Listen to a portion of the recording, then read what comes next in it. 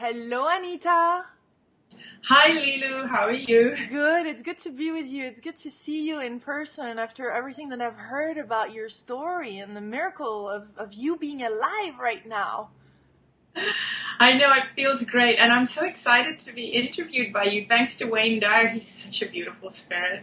Wayne Dyer is absolutely amazing. Interviewing him was a miracle on the GC Living Tour when I was in Hawaii, meeting him and what a beautiful soul he is. And he spoke so highly of you. He gave me right during this interview, at the end of the interview, your full story printed out, and I read it. And I'm like, I have to meet this Anita. I have to get to know her and really share your story with the world, as many people as I can, because there's so many beautiful lessons. Really, you had a major near-death experience, one where, well, we had only 36 hours to live, right? You were Yeah, at a... absolutely. I think that at best 36 hours. Tell us about your cancer, because you had a cancer already for many years, but you were only given a few hours. There was billions of cancer cells in your body, and yet they disappeared quite miraculously, huh? Yeah, they did. Well, actually, I had cancer for almost 4 years, and I was diagnosed in 2002, and it was lymphoma. And it started to spread. At first, I really didn't want to have any chemotherapy because I was really scared of chemotherapy. I'd seen 2 people die who were on chemotherapy. But the cancer unfortunately spread, even though I was trying a lot of different alternative things. And I'm looking back on hindsight, I know that the major reason was because of a lot of fear that I was going through at the time. But at the end of 2005, I had a body scan, and the doctors told my husband, they didn't tell me, they told my husband that I had 3 months to live at best. They said that's at best. But 6 weeks later, I fell into a coma. But during that time, even before falling into a coma, I was already, I couldn't walk. My muscles were all completely wasted. I was completely emaciated. I had huge open skin lesions. I was breathing with the aid of an oxygen tank. I couldn't breathe unaided. My lungs were filled with fluid, so I was constantly coughing and choking. I couldn't walk because my muscles had deteriorated. If I went out, my husband would have to take me in a wheelchair. And even though I was being treated in and out of hospital, I didn't want to stay in hospital, so I was going home, and then I had a full-time nurse. But on the morning of February the 2nd, I didn't wake up. And apparently my body completely swelled up. And my husband called my doctor, and he said to just rush me to the hospital. And so the doctor said to rush me to, it was a different hospital. It was like one of the best cancer clinics in Hong Kong. So my husband rushed me to that hospital. And when I went into that hospital, the doctors basically said that this was it. I was dying. And it's even written in my medical records that they informed my family that this was it. I wasn't going to come out of the coma. And these were my last few hours. It would be 36 hours at the most. That was all I had. And they said my organs had now shut down. And that's why I was in the coma. And that's why my body had completely swelled up, because my organs had stopped functioning. And so all the toxins were building up, and my skin lesions were weeping because because the toxins were coming out of the skin lesions. So I was in like a really bad state, and the doctor said that I had tumors like the size of lemons from the base of my skull all the way down, like under my arms and down my chest, and all the way down to below my abdomen. Wow. And my brain was filled with fluid as well. And so there was like no chance at all. But while everybody thought that I was in a coma, I was just in this really, really beautiful place. It was, it was really, really amazing. And I was aware of everything that was happening around me. I was aware of my family being really distraught, and actually it's quite emotional because I didn't understand why they were so distraught, because I was feeling so good. I was feeling really free, like all that pain of all that suffering from the last few years of having the cancer and all the pain in my body and everything. I was free from it. I felt really light, really, really light. And then I felt as though I was like surrounded by what I can only describe as unconditional love. It's more than that. I mean, even the word love, it just doesn't do justice to it. It's like a feeling like you're home. You know, it's very, very comforting. And it was a very welcoming and comforting feeling.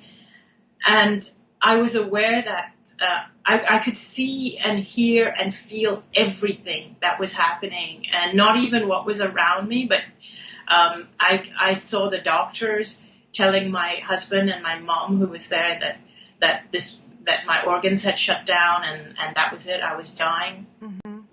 They called my brother to tell him to come. He was not in Hong Kong, and they called him to tell him I was dying and that he better rush over.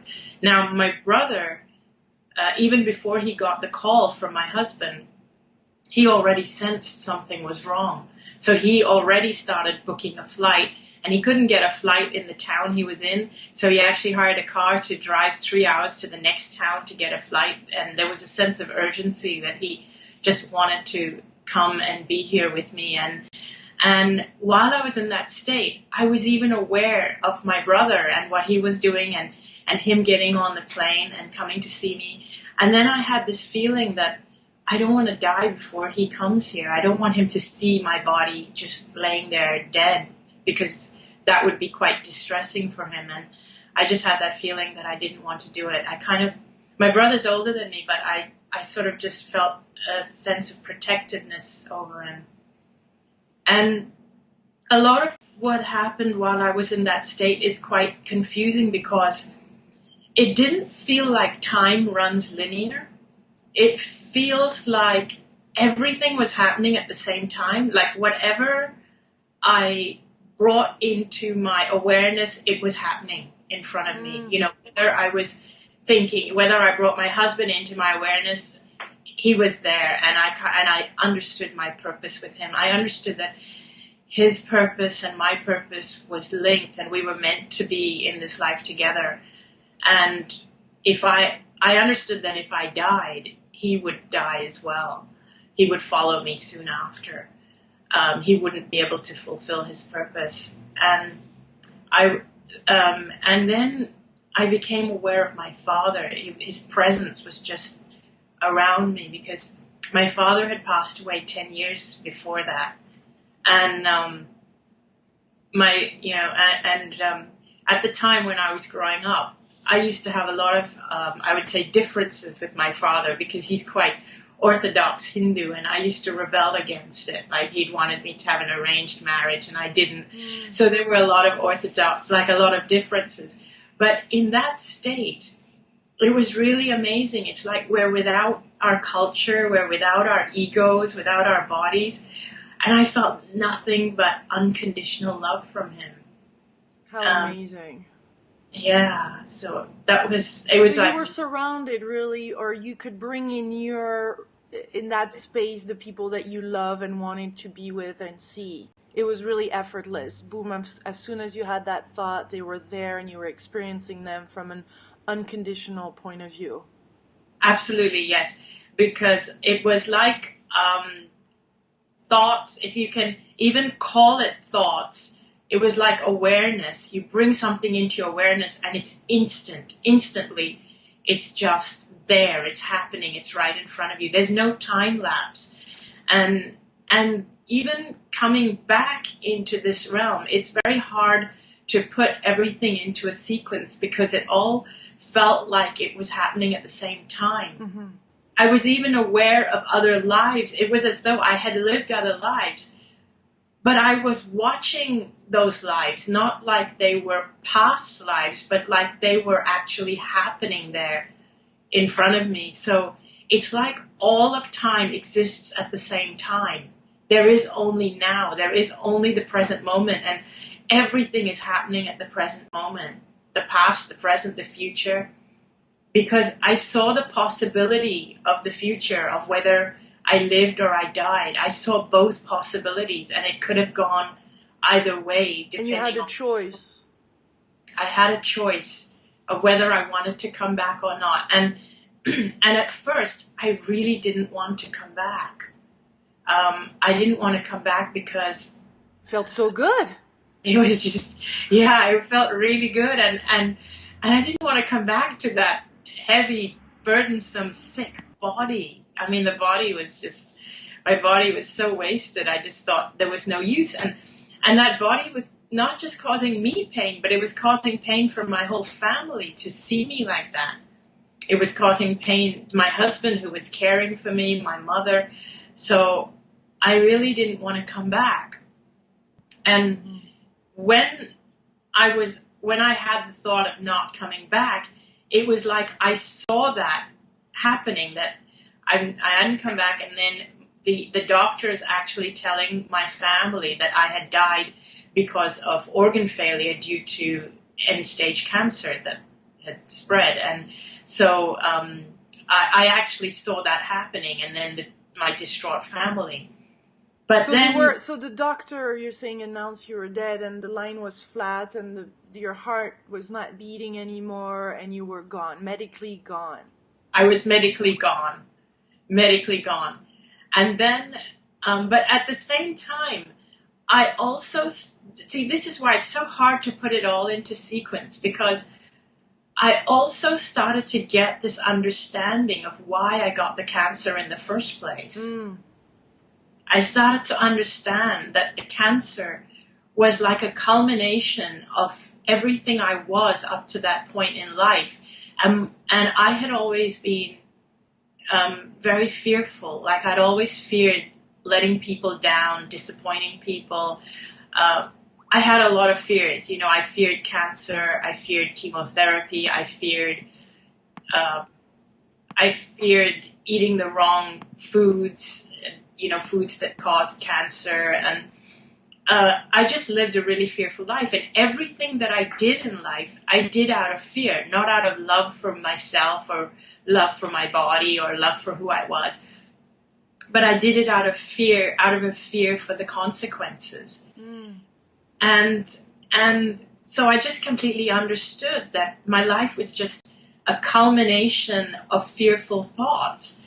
And it was everything, like right from the time I was a child, you know, whether it was fear of religion and fear, all kinds of fears. It's like even our spiritual beliefs and our religions, they're supposed to be empowering and inspiring and make us feel love, not fear of death and fear of the afterlife and fear of punishment or fear of bad karma and all these things. And that's not right. We're not supposed to interpret religion that way. Yeah. So it's just, the clarity was just amazing. I just felt this incredible clarity as to why I had the cancer and how all this fear had accumulated in my energy and in my physical body, and then creating illness in the end, like maybe through creating blockages in my body. And I realized that we're not supposed to live a life of fear. We're actually amazing, magnificent beings. And at our core, that's what we are. We are amazing, magnificent, spiritual beings who are supposed to just live our truth and express who we are. And we're not supposed to be afraid to be who we are. We're not supposed to pretend to be something else. And I realized that I'd always been afraid to be who I am. And that's when I started to understand or realize that you know, we're magnificent. And basically, I also felt the connection that all of us are actually connected. We're all one. We're all part of one consciousness. You know, we are all facets of God, or we can call it whatever we like, but we are all one consciousness. We're all one and we're all connected. I started to also feel as I was aware of what was happening, like to my body and my family that was around me and my brother who had arrived in Hong Kong, I started to realize that I was able to feel all their emotions. Once I was without my body, from that perspective, it's like our bodies make us feel separate. But without the body, we're not separate. We're all one. Whatever I do, whatever I feel affects you, and it affects everybody. And so in that state, it's very, very heightened, and I could feel everything that every doctor and every nurse was feeling. I could feel everything that my brother, my mother, my husband, whatever they were all feeling. It was like I could feel their emotions. Was it because you wanted to, or was it just coming to you? It was just coming to me. It was just coming to me, but it was like as soon as my awareness was on them, I was feeling it. If my awareness was not focused on them, then I wouldn't feel it. But whoever I focused my awareness on, it's like you become them, because it's like when you can imagine how difficult this is, because our language just doesn't have the right words. But you're doing such a wonderful job. Thank I'm you. sure it's limiting for you, but for us it opens up really a lot. So, and you've shared your story, so I know that you're able to formulate it in some ways that you were probably not able to before. So it's such a blessing. Thank you. I just hope to be able to help other people who are listening. Mm-hmm. It's like our body restricts us, and without our body, we can be everywhere. Or I felt as though I was everywhere at the same time. You know, I was here, there, and everywhere, not restricted to one spot. And because there's no restriction, there's no boundary. I mean, there's this sense of amazing freedom. And you're not even restricted. You're not restricted by time, space, boundaries, walls. But you're not even restricted by other people's physical bodies, because the only thing that's real is our emotions. It's love. It's our emotions. It's what we feel. That's the only thing that's real. And that was what I felt from each person, was their emotion. It's like you go beyond the body. So whenever I had my awareness on anyone, it was beyond their physical body. All I felt was their emotion. So were you connected directly to their soul, or were you seeing also their physical perspective, their pain and suffering from you having passed away? It was like I was able to feel their emotions, what they were feeling at that time, to an extent. And this carried on, because even after I came out of the coma, the feeling didn't just disappear. For the many weeks subsequent to that, I mean, even while I was in the hospital and while the doctors were treating me and the nurses were treating me, I was just, I could just feel that whatever they were doing, they felt they were doing what was best. I could just feel nothing but compassion for them. It was like I knew them. I felt as though I knew them. Mm-hmm.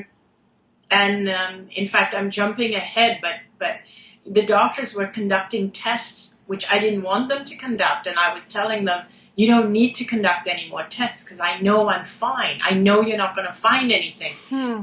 You're just doing it to satisfy your own mind. You're not doing it for me. But at the same time, I felt a level of compassion towards them for needing to do this. And I let them, and I just let them. And I thought, I know I'm fine. And so I'm just going to let them, because I know now that I'm really invincible. Mm-hmm. And you were able to verify some information later. But tell us about that choice first, before coming back, and everything that happened afterwards. Tell us, because it's quite spectacular. So then what happened is that I realized I had a choice of whether to come back or not, as I mentioned. And first I chose that I didn't want to come back. And then when I started to understand the magnificence of who we really are and who I really am, and that my purpose hadn't been fulfilled, I then felt my father again. And he was really key in this, because he said to me, he communicated to me, he said that it's not your time yet. You should go back. And I felt at that time, in that moment, I felt, I don't want to go back into that body. I really don't want to go back. It's too painful.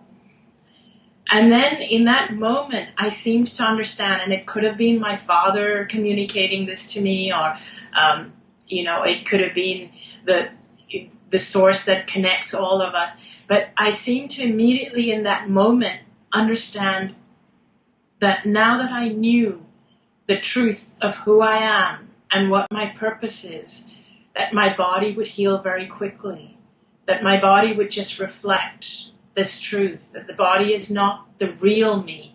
Now that I've discovered the real me, who I really am, the body would just reflect that.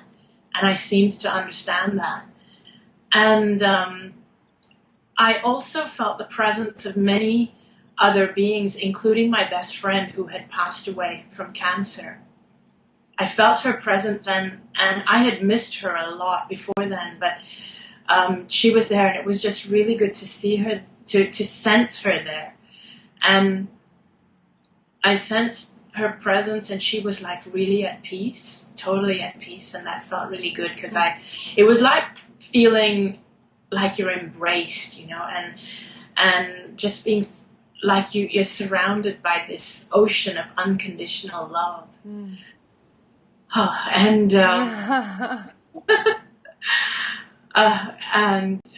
then I came to a point where my father actually said to me, "This is as far as you can go." Oh. And he said, "If you go any further than this, you won't be able to turn back." And he said, "Now I want you to go back and live your life fearlessly." And it was after that I started to wake up from the coma. And then in that moment, were you told, I thought you were told that all the reports will be clear and everything will be clear, or did you come to that understanding as you were choosing? That was part of my understanding as I was choosing, as I started to understand that my body would reflect the truth, what I now knew, which was the truth of who I really am. I then started to realize that, or started to understand that my body would heal, but not just heal, but it would heal very rapidly, and it would be a total healing. I understood that. And I also understood that I had a purpose, but I understood that I wouldn't have to work hard at figuring out my purpose. I just had to be myself and allow, and the purpose would unfold before me.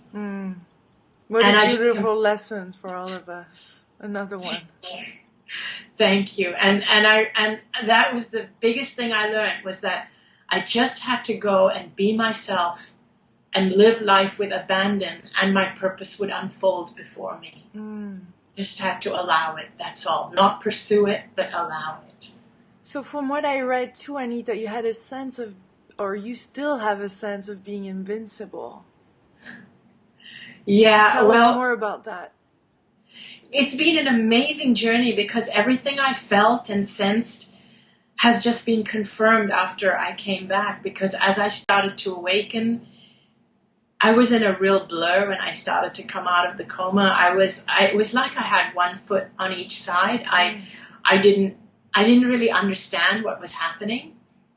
And then I saw my brother was there. My husband was really ecstatic, and he had been whispering to me all through while I was in the coma. He was like whispering, standing. He was by my side. He never left my side because he didn't want to miss in case I had my last breath.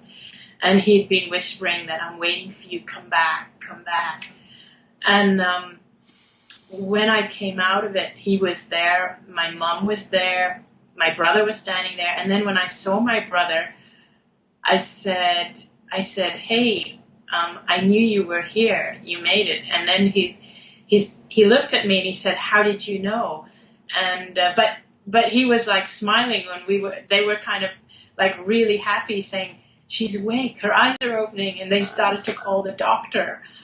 And the doctor was a doctor that I had never seen before I entered the hospital in the coma.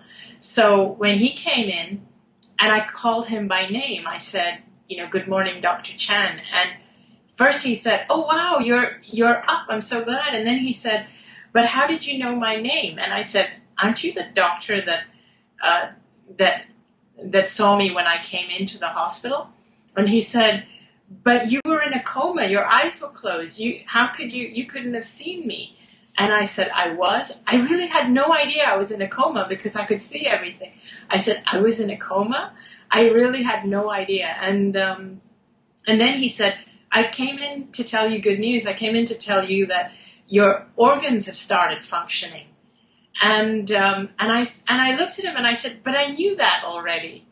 And he said, what do you mean you knew that? And then, and my family were like really happy. They looked at him and they said, they are? And he said, yeah, it's really unusual. It's miraculous. We never expected this. And that's really good news. And so then he just looked at me and he said, you better just get some rest. And then he left the room. And I said to my family, why did he look so shocked? Isn't he the doctor who's telling that? And I started telling them everything. I said, he's the doctor that told you that I was going to die, that I don't have more than 36 hours. And my family said, but how did you hear that? My husband said, he said that to us outside the room. We weren't even in this room.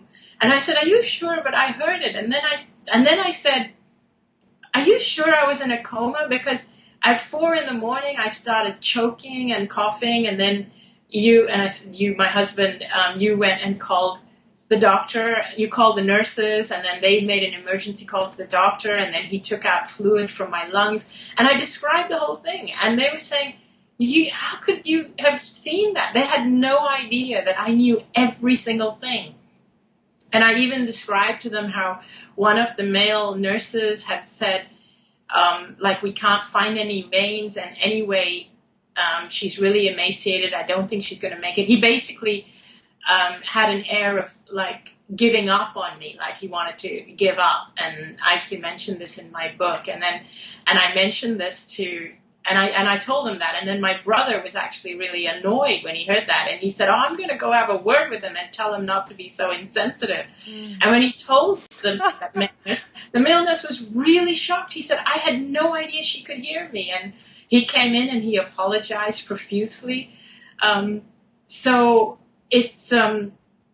they were all really, really surprised. But then what happened is that they then started to tell me, okay, we're going to have to start treating you and taking tests to see the progress of your cancer. And we're going to wait till you're a little bit stronger because your body is really, really weak. And so within about 4 days, though, I had wanted them to, I was, on oxygen. Actually, within 2 days, I was telling them, I don't need this oxygen. It's getting in the way, So I was taking it off. And so they tested my breathing and they said, it's okay, we can take it off. Then I told them I want to take out the food tube because I had a food tube down my throat so they could feed food directly.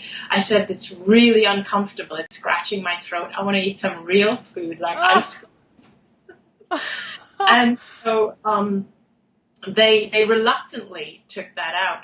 But I started to have a little bit of recollection. Interestingly, I was still quite confused, and I started to realize something had happened, and I started to understand why I was feeling euphoric, because I was feeling really euphoric, and at first I didn't understand why. And I was telling my family, that I know I'm going to be okay. Why is everybody so worried? It's going to be fine. I'm really going to be okay. But everybody was being really cautious. But by the fourth day, the doctor actually said that my tumors had shrunk by 60 or 70% just to the touch, just by touching my neck.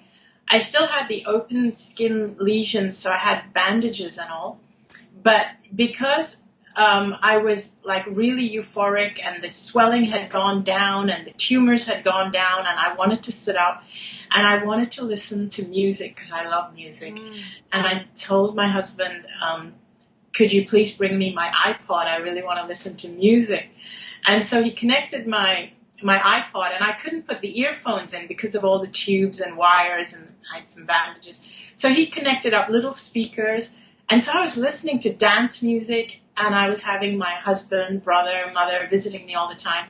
And in the end, the other patients, because I was in an intensive care unit, the other patients started complaining about me, and their families started complaining about me, saying that, what is this woman doing in here? Because people here are really sick. They're dying. Wow. So the doctor had to, he moved me out of intensive care by the fourth day and into a regular room. And then my healing was just really, really rapid after that. And they did what they call a biopsy of the spine, where they take out the fluid from the spine, which is really, really painful. And when they did that operation, they didn't find any cancer in the spine. And then they did a lymph node biopsy, and they didn't find any cancer in the lymph node. And they just kept poking and looking for cancer because they didn't believe it was gone. And for you, so you had this like invincible, I'm back, nothing can stop me type of way of, there's just, you were living life again so fast, so rapidly. So everybody must have been so surprised, and what a change that creates in one's life. Did you start to have immediate conversations with other people and about this experience and with doctors? And oh my god, I have hundreds of questions now. Okay. I love answering questions. It took me a little while to unravel it because I was quite confused. You know, when people were shocked by what had happened, my own doctor, oncologist who treated me, he made the gesture of throwing my medical file in the bin. He actually said to me, I don't know what to write in your medical file. And he made the gesture of as though pretending to throw it in the dustbin. He said, I really don't know. I don't even know what to make of you. That's what he said to me. And I went through a phase of being a little bit confused after that, of not knowing what to make of it, what happened. I really didn't know, because I didn't know, like, was it my higher self? What is it? Like, is it God? What is it? And for me, like, these beliefs like that, like, for me, if I use the term God, I can say it was God, but God has no form. God is formless. The minute you put form on God, again, you've put limitations. There is no such limitation. So I didn't have a complete understanding of what to attribute it to, but I knew that something big had happened. Something really, really huge had happened. And I had connected to something, and I knew I'd connected to something, and that something that I connected to made me feel as if I was that something in that state when I was without my body. Mm-hmm. I was also part of that something. I was everything. I was invincible. And I was connected to every body and every living thing. It was like I became everything. I became the universe in that state. So you start realizing that you had the universe inside of you. Yeah, you have the universe inside of you. And we all do. And we all do. We all do. We are all at the it feels as though we are all at the center of the universe. And when we find that place, that center place, when you find that center place of the universe, and that's what to me meaning getting centered to me means finding your place at the center of the universe. And it's when you find that place that you can start allowing everything that is truly yours to enter into your life. And everything that you get, like all the amazing things that can happen to you, they're truly yours. When you're at that center place, that's when you can just allow them to come in. So it's not about pursuing, because the minute we talk about pursuing something or going after something, the fact that you feel you need to go after it means you don't really think it's yours in the first place. But when you're at that centered place, then everything that is yours just comes to you. You just have to allow it.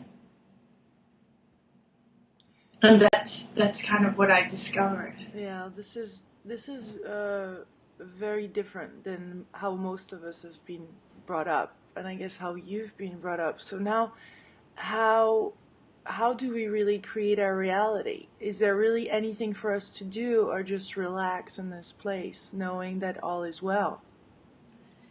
In many ways, it's the latter. It's about really relaxing, and the journey to creating our reality is, to me, is the same as the journey to discovering ourself. Because the more you know who you really are, the more you will allow that which is truly yours to come into your life. Because once you know that you are an amazing, magnificent being that is worthy and deserving of everything that you desire, once you know that you are worthy and you deserve love, unconditional love, in the way that you desire it, you only have to realize it and allow it in. Because we seem to believe that we have to compete. It's like, oh, how can everybody's desires be fulfilled? It's like, how can you get what you want and I get what you want? There isn't enough to go around. But we're all different. What you want is different from what I want. And the universe needs all of us. The reason why we are the way we are is, we are all facets of the universe. We've come here to express who we are. You've come here to be the beautiful Lilu Mace, and I've come here to be me. And if I stopped being me, then the universe would be deprived of me. And if you stopped being you, the universe would be deprived of you. So you have to be as you can be. Mm-hmm. And yet we are not needed. I mean, it's like it seems to be this fine balance too. Is that our soul? We all. So you're saying we all have a purpose, but at the same time, as we're those God living beings, facets of gods on this planet, the ego at some point can get in too and say, oh, I am needed. But not really, it seems. It's paradoxical, isn't it? Tell me, let me see if I understand you correctly. When you say we're needed, you mean that the people in the planet needs us, like people need you. Our purpose, each of us needing to find our purpose in life, to help the collective all. But yes, we are helping the collective by following our purpose. Because if you think of it this way, at our core, let's say if all of us, at our core, at our soul, at our essence, we're pure. But pure what? We're pure love. What else can you be? At your core, because your core, that is your center. That is your God center. That is where we all come from, and that is where we all go. That is the point at which we are all connected. So what can that be? If it is God, if it is our essence, if it is our soul, if it is our core, what else can it be but pure love? And so when you get in touch with that, if your only purpose is to get in touch with that, When you're in touch with that, and that is who you are being, what else can you be but love? And what else can you do? Yeah, and yet there is in many circumstances though, and that I think that's part of what we fear also, not having experienced fully the light, is to be all that light, because we have seen around us people that because of really expanding our life and expanding our reach and expanding our power and what have you, then the ego crawls back in, and there is this other false identity that starts emerging, this identification to self, and there seems to be there's nothing to watch for from and be afraid of, from what I'm hearing from you. Yet it feels like it's something that holds us back from fully unleashing all the light that we have, because we've been brought up in this society that there's something wrong if we do. That is actually the way that is the way of duality. It's the way that we are in human form. Yes, we all have an ego, and that's just that gives us our individuality. And I think as long as we're expressing through our physical bodies, I don't think that we will escape our egos. So the best thing that we can do is to accept our egos. Mm-hmm. I don't believe in actually trying to overcome our egos, because I think the more we try to suppress our egos, the more our egos will push back. So perhaps the best thing is just to accept that we are ego beings, physical, as long as we're expressing in the physical. Because this is why even while we're in physical life, we're in duality. We all feel separate from each other because we have bodies, physical bodies, we have egos. And this is why people feel separate, and they compete with each other, they feel fear. This is why we even have crimes, and you have criminals, and because people in our physical bodies, we don't necessarily feel all that, the oneness. And so we do, it's just something I guess we have to accept while we're here. Mm-hmm. And allow ourselves to experience this unconditional self-love, because this is truly your message. Yeah. Unconditional self-love. Because you've never felt, from what I read, so much love. Like you are loved now, and from this place all is possible. Yes, what I really want, my real message to people is that at our core, mine, yours, everybody's, all of us, at our core, it's who we are. We are love.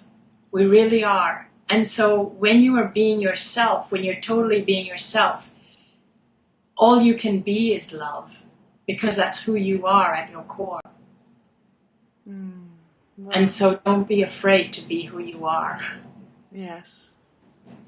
Anita, you're such a blessing. Thank you for coming back. Thank you for having the courage to and the love to come back here and share this beautiful message. How long ago was that, your near-death experience? It was in 2006. It was 5 years ago. And now you are physically vibrant and all is well? Your life must have truly transformed? Oh gosh, my life has really transformed. And the beautiful Wayne Dyer has been part of that transformation. He's just been amazing. And a lot of things have happened since then, because I wrote about my story on a near-death website, and people discovered it. Even medical doctors discovered it and approached me and asked to see my records, and have actually flown to Hong Kong to meet me and to go to my hospital and to go through my records, and have said that whichever way they look at it, I should be dead. So it's been quite amazing. And then the way my story reached Wayne Dyer has been amazing, and he's put me in touch with you, and he's beautiful because he's going to be writing the foreword to my book. When is your book going to be out? It's going to be out at the beginning of 2012. Perfect timing. Yeah. How beautiful. beautiful. And if people watching want to read more, I know that if you just type Anita MNDE on Google, then you'll have a lot more information right there. Do you have a Yes, website too now? I do. It's called anitamoorjani.com. Okay. Wonderful. Well, thank you, thank you, thank you for this delicious moment. And I cannot wait to fly to Hong Kong to meet you and do this again in person. I'm ready to take a flight. I was ready to, thanks to technology, we can do it through Skype from Boston to Hong Kong. But what a delight. Thank you, thank you, thank you, thank you. Thank you. You're beautiful. Thank you so much.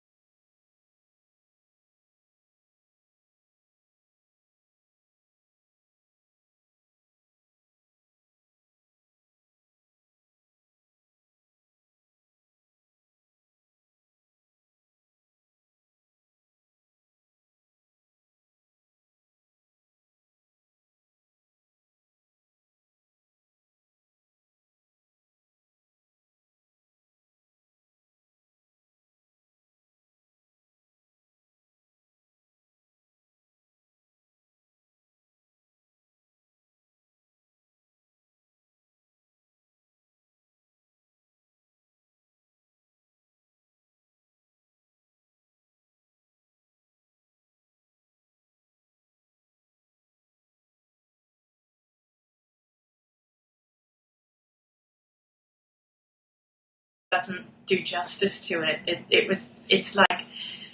It's like a feeling like you're home. It's very, very comforting. And it was a very welcoming and comforting feeling. And I was aware that I could see and hear and feel everything that was happening, and not even what was around me, but I saw the doctors telling my husband and my mom, who was there, that my organs had shut down, and that was it. I was dying. Mm-hmm. They called my brother to tell him to come. He was not in Hong Kong, and they called him to tell him I was dying and that he better rush over. Now, my brother, even before he got the call from my husband, he already sensed something was wrong. So he already started booking a flight, and he couldn't get a flight in the town he was in. So he actually hired a car to drive 3 hours to the next town to get a flight. And there was a sense of urgency that he just wanted to come and be here with me. And while I was in that state, I was even aware of my brother and what he was doing, and him getting on the plane and coming to see me.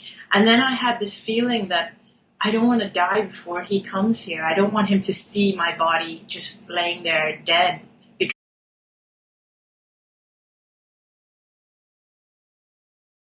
Hello, Anita.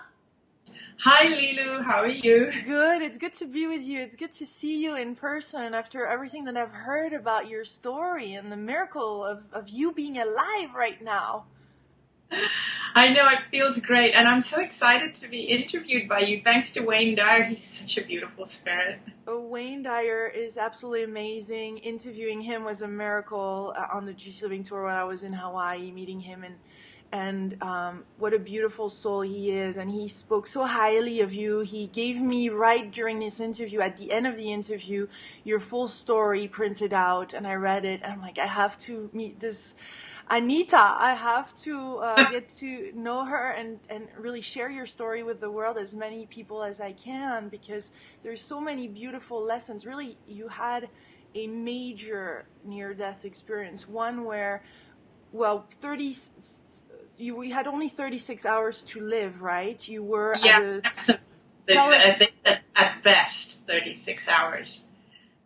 Tell us about your cancer, because you had a cancer already for many years, but you were only given a few hours. There was billions of cancer cells in your body, and yet they disappeared quite miraculously, huh? Yeah, they did.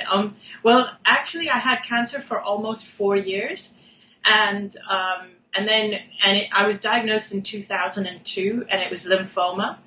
and it started to spread. At first, I really didn't want to have any chemotherapy because I was really scared of chemotherapy. I'd seen 2 people die who were on chemotherapy. So, but the cancer unfortunately spread, even though I was trying a lot of different alternative things. And I'm looking back on hindsight, I know that the major reason was because of a lot of fear that I was going through at the time. But at the end of 2005, I had a body scan, and the doctors told my husband, they didn't tell me, they told my husband that I had 3 months to live at best. They said that's at best. But 6 weeks later, I fell into a coma. But during that time, even before falling into a coma, I was already, like I couldn't walk. My muscles were all completely wasted. I was completely emaciated.